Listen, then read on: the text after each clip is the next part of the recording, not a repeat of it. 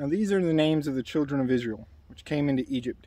Every man in his household came with Jacob. Reuben, Simeon, Levi, and Judah. Issachar, Zebulun, and Benjamin. Dan, and Naphtali, Gad, and Asher. And all the souls that came out of the loins of Jacob were 70 souls, for Joseph was in Egypt already. And Joseph died, and all his brethren, and all that generation. And the children of Israel were fruitful, and increased abundantly, and multiplied, and waxed exceeding mighty, and the land was filled with them. Now there arose up a new king over Egypt, which knew not Joseph. And he said unto his people, Behold, the people of the children of Israel are more and mightier than we. Come on, let us deal wisely with them, lest they multiply. And it come to pass that, when there falleth out any war, they join also unto our enemies, and fight against us, and so get them up out of the land. Therefore they did set over them taskmasters to afflict them with their burdens. And they built for Pharaoh treasure cities, Pithom and Ramses. But the more they afflicted them, the more they multiplied and grew.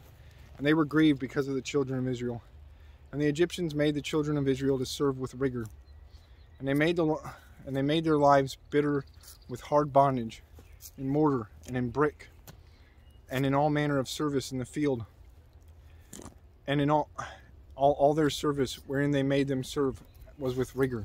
And the king of Egypt spake to the Hebrew midwives, of which the name of the one was Shiphrah, and the name of the other Puah.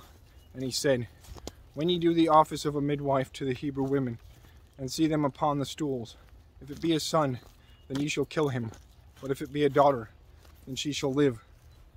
But the midwives feared God, and did not as the king of Egypt commanded them, but saved the men children alive. And the king of Egypt called the midwives, and said unto them, Why have ye done this thing, and have saved the men children alive? And the midwives said unto Pharaoh, Because the Hebrew women are not as the Egyptian women, for they are lively, and are delivered ere the midwives come in unto them. Therefore God dealt well with the midwives, and the people multiplied, and waxed very mightily, and waxed very mighty. And it came to pass, because the midwives feared God, that he made them houses. And Pharaoh charged all his people, saying, Every son that is born ye shall cast into the river, and every daughter ye shall save alive.